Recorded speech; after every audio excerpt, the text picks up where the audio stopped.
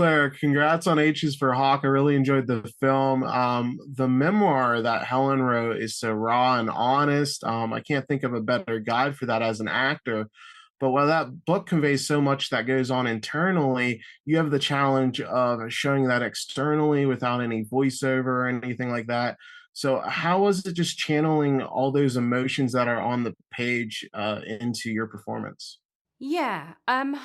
I mean, I decided that whilst I was concerned about how that could be done, that that was Philippa's job, and that my job was to just make sure that I was as much in the experience as humanly possible, and to try and be as truthful as I possibly could about, Helen writes very beautifully about the internal experience of this grief, and a lot of the time physically, like what it felt like, and mentally how thoughts started to take on a new kind of form, and so I I knew that the only way of really showing that was to just feel it myself, and hopefully some things came through, or some things were made it in, and other things didn't. But as I knew that the responsibility of that internal experience being communicated was basically Philippa's. So I just trusted her with everything that I know she's able to do, really.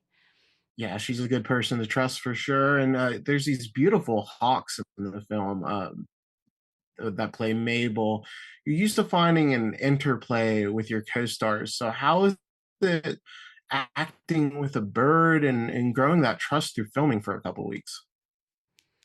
I mean, it sounds strange, but it's no different really than working with opposite another actor. Um, uh, because my approach to acting anyway is to focus on the other person, like you do in life anyway.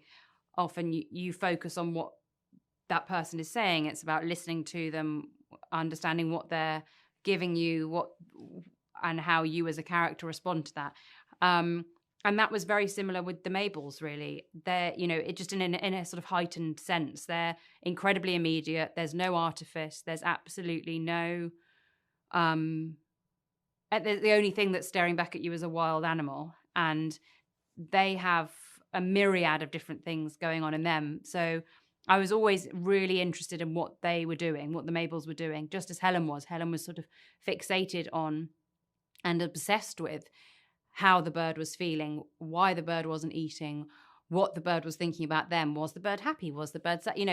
As people do with all the projection that you have with animals. So I was constantly looking at them, and you know, engaged with what they were doing, which I suppose is exactly the same as if I was opposite a fellow actor. Really, it's just a goshawk. I imagine it's kind of pure in a way because there's moments in the film where Helen is just amazed at every moment and aspect of these gorgeous birds, and you're kind of just doing the same. I imagine that would be your natural reaction, even if you weren't on Yeah, film, that I you'd be guess so. wowed by that.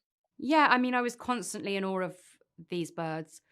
I found them incredibly mysterious, and also y- really deep. I found, they feel very old, in all the right ways. And so yeah, I was totally falling in love with them as Helen was.